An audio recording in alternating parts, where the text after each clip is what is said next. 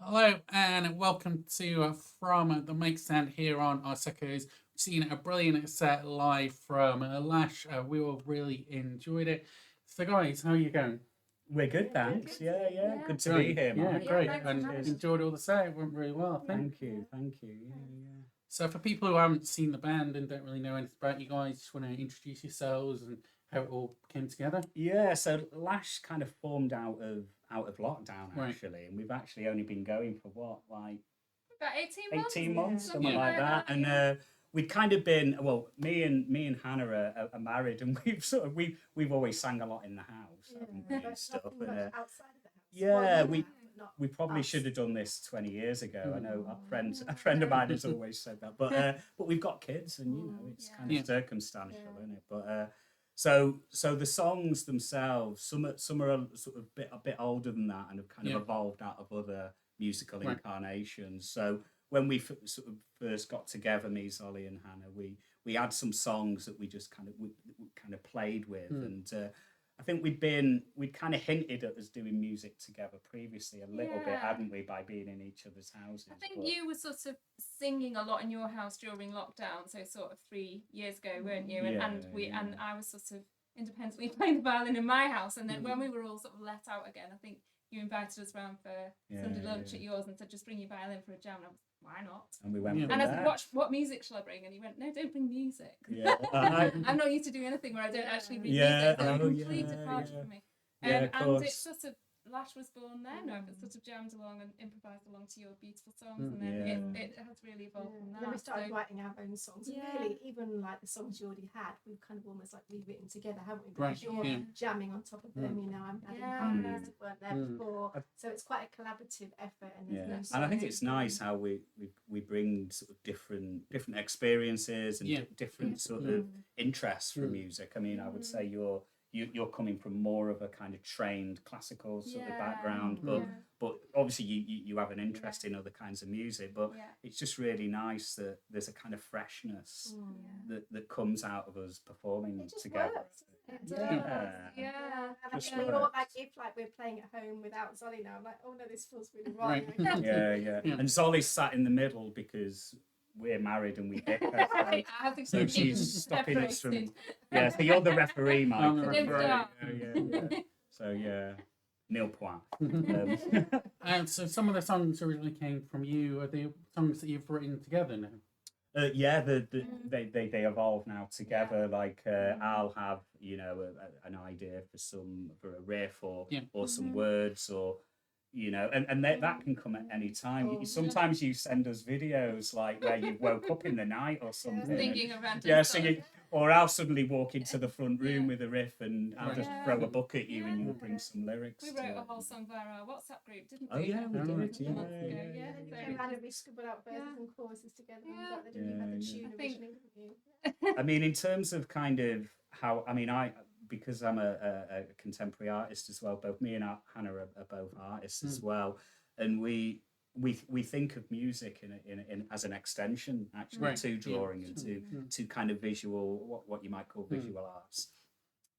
Certainly the way that I sing, I think about the textures of the Right, words, okay, the textures of the guitar, the relationship between the guitar and the violin, and I see it not just in kind of melodic terms, but in textural terms and obviously compositional terms as well. Yeah, I mean, So you've been performing as an artist, as your performing artist for a long time, haven't you? yeah, On your own and doing various Yeah, as in music's jam always things, been a like part with of other me. artists like Ruby Tingle, haven't you? as well? yeah. I've So- sort of collaborated with a lot of performers over the year. Well, yeah, for the last 35 years, really. Sort of music's always Yeah, been a great. part of my practice and a part of my way of being, I suppose. And well, yours has as well, but I suppose you've not sort of outputted it as much. So I wouldn't say it's part of my practice, really.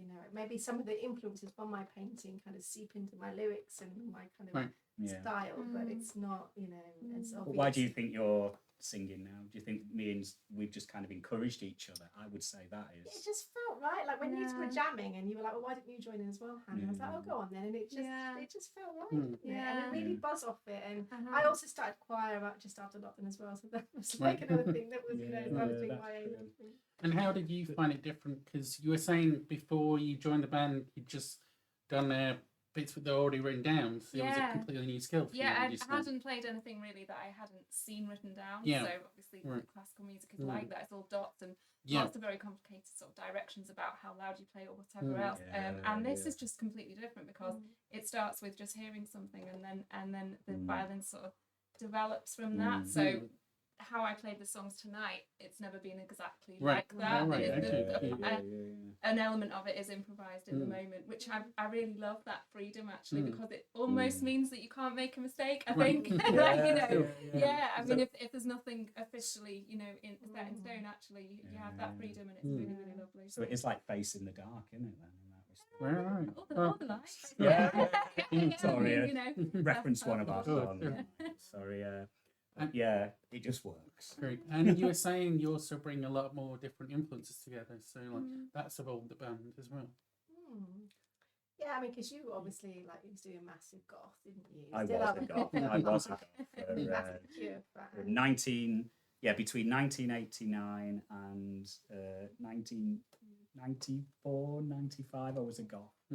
And all of those influences fold in. I mean, I think it's inevitable with most music though that you bring in all that kind of cacophony of kind of influences. And you see your classical heritage as well. And now as a massive indie kid, and also like the folk roots of the violin. Like the violin is so versatile. It's used in so many different styles, but it always has the same sort of core sound and I think you can't help but sound folky when you've got a violin in the group.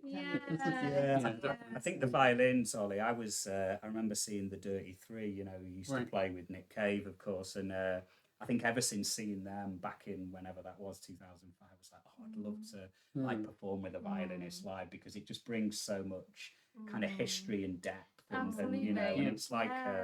And your violin's it's like another harmony as well, isn't it? It's beautiful. And she actually made me cry playing once, didn't you, when I first?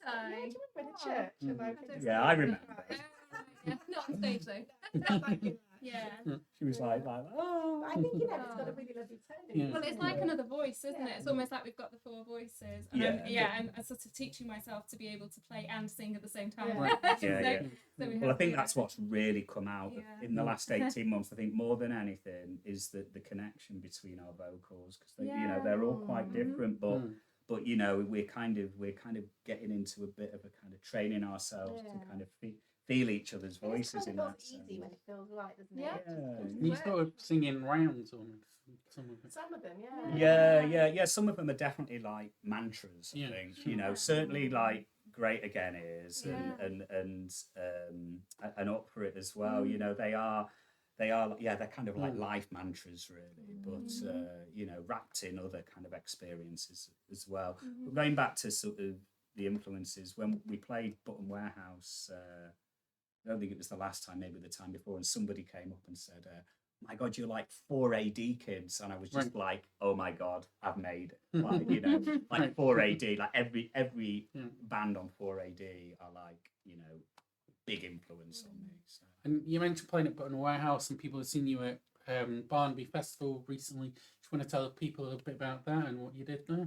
Yeah, so for Barnaby Festival, we played at the Silk Museum in Manchester, in Macclesfield.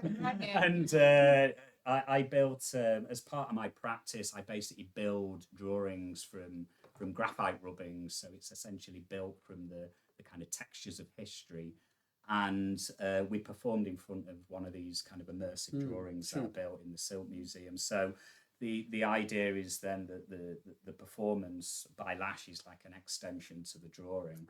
And hopefully we wanted the audience to kind of make connections between what we were singing and performing, how we were performing, how we were moving within the drawing. And we're all wearing the boiler suit. So it's a bit like a kind of an alternative take on me, the classic Aha video where she gets pulled into the drawing. So think of that, but completely flip it on its head and see that drawing is in the I mean, the kind of whole kind of ethos of that way of working is like, it's like a kind of a homage to everyone who's kind of worked at the museum and still works at the museum. So that process of engaging with the kind of layers of histories is So when it was yeah. still Mill as well, obviously like next door. Yeah. And Art School as well. That felt really powerful. Like I sort of feel that in Yeah. the air. That space is wonderful. Yeah, Yeah. it's really high Yeah. ceilings, so it was great. And loads of people were like, "Oh my god, it was amazing!" We were like, we were watching Zolly and then Hannah and then you, Simon, and then looking at the drawing, and it's like we were kind of taking them not just on a kind of audio kind of process and sort of journey, but a kind of visual one as well.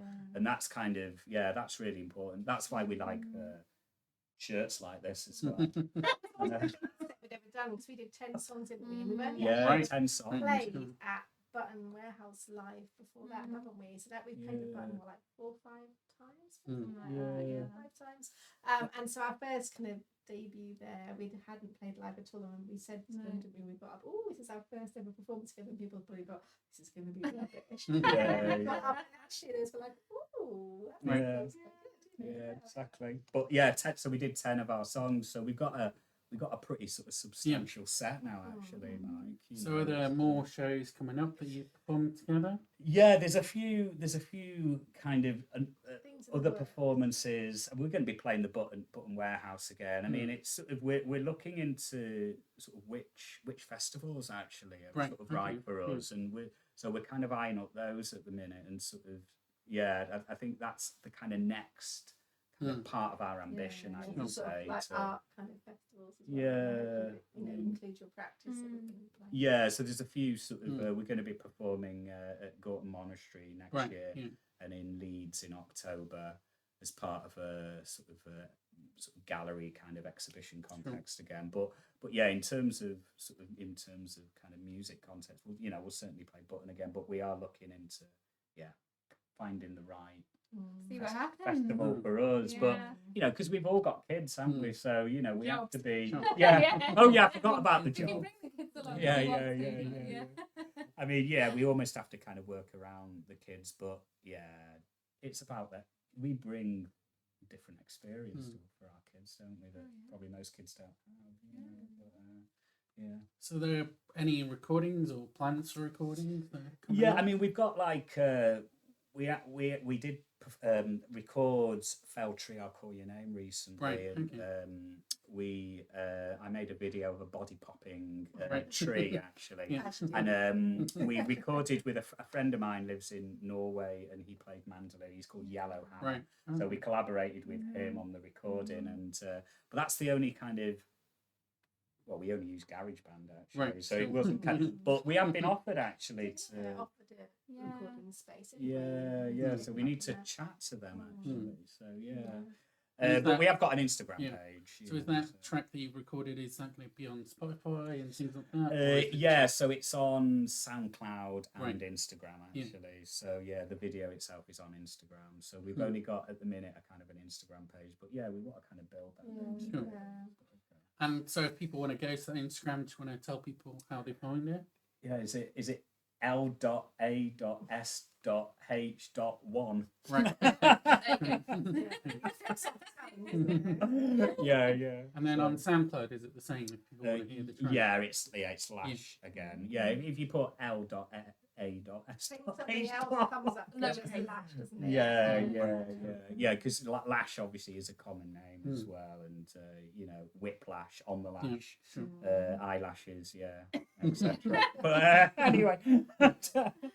Well, thanks for playing this evening and chatting to us. Thanks, Mike. Thank you. Yeah, thank you. Thanks for listening.